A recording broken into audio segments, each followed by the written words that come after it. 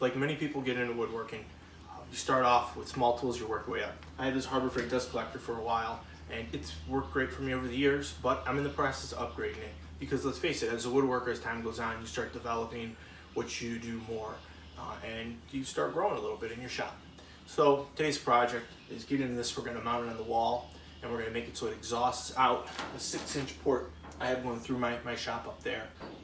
The big perk of doing that is that it eliminates this filter system up here. You'll see a lot of people put aftermarket filters on their dust collector, but to me, I'm going to save $200 by just ejecting it out outside the back. Now I know you're asking, where does the dust go?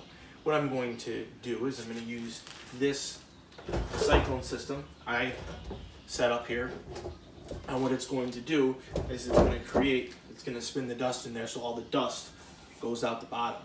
It has an inlet and outlet, and what's going to happen is it separates just the air that's being moved from the air that has dust, and that separates it, so when you eject everything out, it's a very, very, very small amount of dust.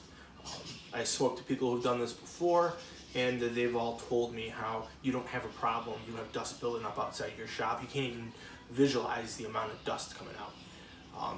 This is a very cheap and inexpensive way to do it, and I'm going to have another video I'll be posting shortly, just overviewing the process I went through to construct this this home cyclone. You can make it out of any garbage can if you like.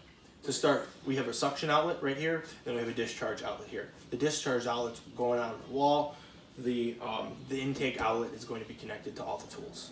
Since we're going to exhaust out of this opening, we're going to mount it on the wall right there with a 3/4 inch plywood plate. You're going to have the exhaust tubing that's going to come out from here at an angle right here. The nice thing about doing that angle is there's only 190 degree bend, or you can call it 245s, whatever you want, so you don't have that much pressure loss from bends in the tubing as it's being exhausted out.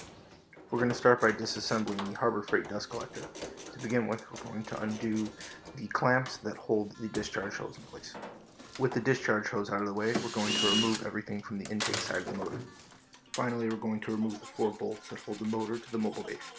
Then remove the motor and set it aside. I'm going to take advantage of having the motor off and increase the size of the flange from a 5-inch to a 6-inch. I put a link to the flange I used in the comments below.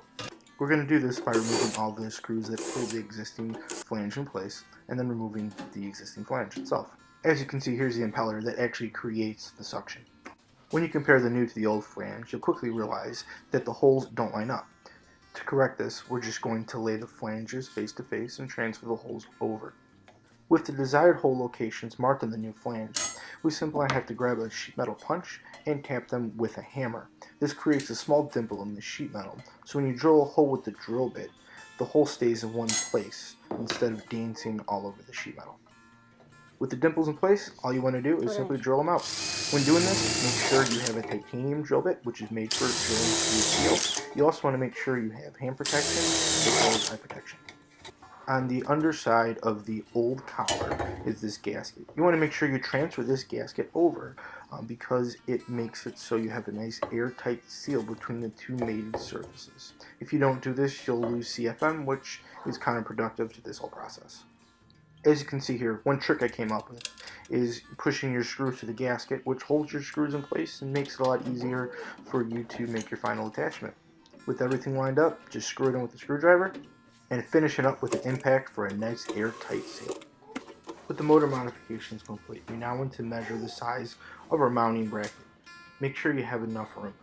You also want to measure the distance away from the wall so you know how thick to make your bracket. Now we got to cut the bracket. As you can see, mine is 16.5 inches wide by 33 inches long. My bracket needs to come exactly 3.5 inches away from the wall. For that reason, I'm going to cut a 2x4 down to 2 3/4 inches wide and use that to secure the plywood back into the wall. The thickness of my bracket allows it so the intake side of the motor is directly above the intake portion of my cyclone. With my bracket ripped to the correct width, I'm now going to cross-cut both pieces to the final length in the chop saw. After locating 2 neighboring studs on the wall, I'm going to secure the rear portion of my bracket with 2 countersunk lag bolts. It's absolutely critical that you secure these lag bolts tightly and snugly to the wall because they're going to be holding up the weight of the entire motor. Make sure you do this right, otherwise the motor will fall and you'll get hurt. Repeat this process for the neighboring bracket over the next stud. Before attaching the outer portion of the bracket, I opted to put a slight beveled edge on the plywood. This really came out good, and it's something I would definitely recommend to anyone. Little steps like this make your project come out very professional looking, and it's definitely worth it in the end. With my bevel cut on the outer bracket, I'm now going to countersink some holes with my Zach Rabbit countersink bit.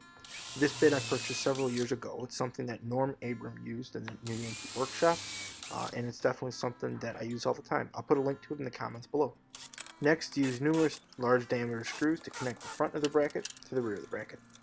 With the bracket secured, we're now going to get the motor and we're going to mount it with several large diameter lag bolts. Make sure you use lock nuts on here as well as washers.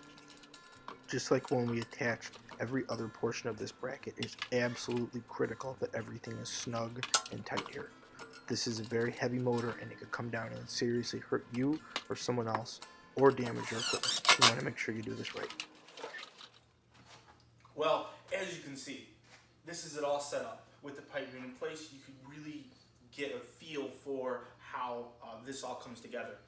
Long story short, basically this creates a suction which pulls everything in here, creates a tornado or a vortex or cyclone as it's called in here. When you create that cyclone, everything heavy drops to the bottom of the drum. It's probably about 99% of the dust gets dropped to the bottom. That 1% gets sucked up through here, through the motor, and out to the exterior of the shop. This has been a very substantial improvement in my garage. Not only does it make it more quiet to operate, but it also gives you more CFM because you don't have to blow through a filter. It's just going straight out the shop. This really improved my operation, and it's something I would definitely recommend for anyone to do. It's cheap and it's efficient, and on top of it, you don't have to spend $200 in a filter like a lot of people do in their shop. So it saves you money. So you could use that for supplies, more tools, whatnot. With that being said, I hope you enjoyed today's video.